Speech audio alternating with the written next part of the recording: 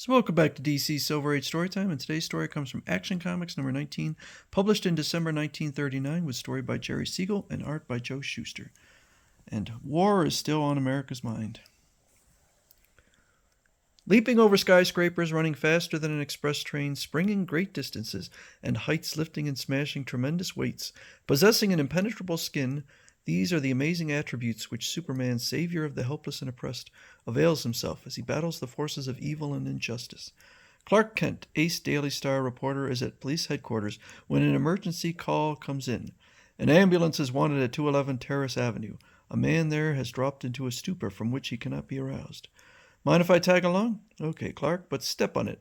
The ambulance races through the streets, sirens screaming, bringing Clark nearer to the beginning of one of his most startling adventures. When they reach 211 Terrace Avenue, good Lord, look at him. He's a mass of purple rotting blotches. Beats me. First case of its kind I've ever seen. Later, as Clark pounds out his story in the Daily Star newsroom. Stop it. Stop working. Thank goodness he's alive. Why all the excitement? The puzzled reporter is forced to submit to a physical examination. He appears normal, but now listen, I'm a peaceable guy, but if you don't tell me what this is all about, you're a very lucky young man. Do you realize that of all the men who examined that purple blotched patient, you alone are alive? What? Whew. The only thing that saved me was my super resistance to disease. The new disease, without warning, spreads like wildfire. People drop right and left on the streets. Until the majority of Metropolis are afraid to leave the dubious safety of their home. Bolt the doors, barricade them. We've got to keep that disease out. But for how long? Nothing can keep it out. But we've got to get food or starve. Daily the streets are clogged with death wagons, carting away load upon load of putrefying corpses. Horror grips the city. Purple plague grips Metropolis, takes terrible toll. At his apartment, Clark is visited by a friendly young scientist, Professor Henry Travers. I have a theory regarding the gruesome plague. Would you care to hear it? Would I? Shoot. If you check up on your history, Clark, you'll find that back in the Middle Ages, mankind was blighted by what was known as the Purple Plague. It's my belief that we're experiencing a reoccurrence of that same disease. But what can we do about stamping it out? That's just what I'd like to know. There's a rare volume on that disease in the library. Would you care to look at it? You might unearth some interesting material for your newspaper. When they reach the public library, may we see Defavre's study on the Purple Plague. You'll have to wait your turn. An old gentleman who has been here frequently for it is reading it now. Is this him coming? Here you are. Very interesting. Yes, very interesting indeed. I've told him not to strain his eyes too much, but he refuses to listen to me. You see, it's just as I told you. The symptoms are exactly the same. By Jove, you're right. And within a darkened sedan, the old man slips off a false face mask. That young scientist, Henry Travers, has been showing too much interest in that volume. We'll have to do something about that, eh? Yes, Ultra, you will. Guided by the information in that book, I've been conducting experiments to battle the plague. Would you like to see what I've accomplished? You bet. Lead on. Later, within Travers' laboratory. You see, I've isolated the plague germ. Now, if I can only concoct an antidote, you'll have the grateful thanks of all mankind. After Clark leaves, Travers continues to work furiously. I've got to find the serum. I've got to. Days later, after delays, setbacks, discouragement galore, I'd like to smash these blasted tubes, but I've got to go on. Then one day, victory! The antidote, I've found it. You hear me, Clark? I've discovered it. The plague serum, I've beat it. A short distance away, the fool stumbled onto something. Get him. Bring him here. Right away, Ultra. Clark, some men breaking in. They buh. That's enough out of you. There were the sounds of a struggle. Then he was cut off. Quickly, Clark changes into his Superman costume. I'm going to look into this pronto. He's untying his shoelaces. Shortly after, a weird figure leaps away from Kent's apartment and off into the night. On towards Travers' laboratory races the man of tomorrow, a veritable streak of light. Thugs carrying off Travers. What the? It's Superman. Get him. Drop him. Wading into the terrified muscle men, Superman flings them about as if they were bowling pins. Oh, they fly through the air with the greatest of ease. Into that car, quick, but go on, get in before I plug you. Superman streaks into the fleeing auto. He's catching up. What'll we do? Jam on those brakes and leave the rest to me. As the car skids to a halt, get out, you. What do you want of me? So long, chump. Stop. As Superman's figure hurtles down after Travers, Ultra's men make good their getaway. Beat it. I gotta hand it to you. You're smart. Down into empty space hurtles Superman in a breath-snatching drop. Got you. One of Superman's outflung arms catches a ledge, halting their downward plunge. Save your breath. You'll need it. Aye. Superman races up the side of the precipitous cliff like a maddened anthropoid. They made good their escape. Well, the important thing is you're safe.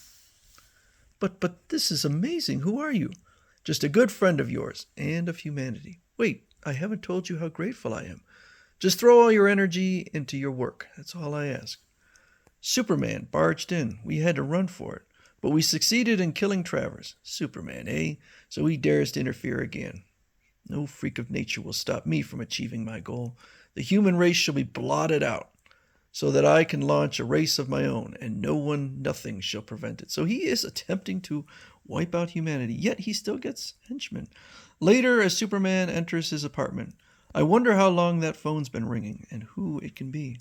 Since I last called, I've had a terrifying experience. But even more important, I've succeeded in arranging a demonstration of my serum before my scientific society tomorrow. Maybe test it out on a human first. Next morning. And you, Dr. Greenlee, what do you think of Travers' discovery? Obviously, the ravings of a sensation-seeking opportunist. You'll retract those words when I prove them wrong. The demonstration begins. The assembled scientists watch tensely as Professor Travers injects his serum into a victim of the purple plague. Several minutes later. Well, where are all the good results you so loudly predicted? I can't understand it. There doesn't appear to be any improvement in the patient. Yeah, you should have tested it. Travers, his demonstration is a complete failure, is driven from the room by a chorus of boos. Faker, throw him out. Boo. I'm ruined, disgraced. Tough luck. And you were so certain that you discovered a satisfactory serum. That evening, Travers is badly in need of encouragement, and here's where he gets it. As the Man of Steel lands outside Travers' laboratory, he hears smashing sounds from within. You, destroying your instruments, yourself. What's the idea? What's wrong? Have you gone mad? Get out of here. I'll smash whatever I please. Up you go. Put me down. Maybe this will shake a little sense into you. Stop it. This letter will explain why I'm stopping my experiments, finishing them for good. Let's have it. A dishonorary dismissal from your scientific society. Well deserved. Buck up. Remember how Pasteur and other great scientists achieve results in the face of scorn from their fellow savants. Your ultimate goal is too important for you to permit yourself to be deterred by personal disgrace. But they've closed down on me to such an extent that the Forrester Chemical Corporation refuses to sell me these rare chemicals which I need to carry on my investigations. Don't worry, I'll get those chemicals for you. Superman's figure plummets down atop the Forrester Chemical Corporation. A mighty heave from Superman and the massive skylight is uprighted. Someone's coming. Raise your hands, you thief. It looks like you caught me red-handed. Too bad you can't hold me. Later, here are the chemicals. Never mind how I got them. How I get to work. Never mind how I got them. I get to work. Okay. You've given me new hope. His mission concluded, Superman leaps off from Travers' laboratory, and he is blasted. Later, here's your Superman, unconscious. I thought that electric gun would be sufficient. You are losing all willpower of your own. You can only do as I direct. Behold how meekly he stands. Superman is my slave, subject to my every mental whim. You will assist my men spread the purple plague. Yes, master. A fantastic airship of Ultra's creation wings out over the city to spread its cargo of purple death. Now, seize those germ-laden tubes.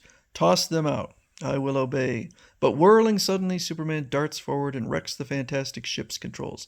Next stop for this plane, eternity. Down toward Earth plunges the crippled vessel in total destruction. Good riddance. The ship is destroyed, and Superman made good his escape. Blast him! I was tricked. He only pretended to be under my hypnotic suggestion. Next morning, as Clark walks to work, what happened? That boy fainted. The purple plague. As the others shrink back in terror, Clark strides forward, lifts the child. You cowards, letting him just like... Listen to you. It kills everyone. Kent rushes the youth to a hospital. Is it? Yes, the purple plague. The child's father, Dr. Greenlee, rushes in. He mustn't die. He's my only boy, and he's so young. Excuse me, I've got to make a phone call. Any luck, Travers? Yes, complete success. I've discovered my earlier error. Still haven't tested on a human. Within an empty room, Clark removes his outer garments, transforming himself into powerful Superman. Seizing the child, Superman leaps away from the hospital. I'll not harm him. What's this you've got with you? A child suffering from the purple plague. Quick, here's your opportunity to prove the new serum a success. Superman stands anxiously by while Travers conducts the vital experiment. Not only this child's life, but many thousands more depends upon the outcome of this operation. Look, the purple blotches are disappearing. Do you understand? It's a success. A success. That's great. Later, as Travers returns the child to its anxious father, now do you think that I am a fraud? I'll have to reinstate you in the society at once, and your serum made available to all doctors. You're a great man, Travers, a great man. Returning to Ultra's stronghold, Superman confronts him. Superman! Back, or I'll blast you out of existence. Try it. The gun explodes in Ultra's face. Dead. Well, that finishes both the purple plague and the fiend who created. But is that truly the end of Ultra Humanite? We'll find out.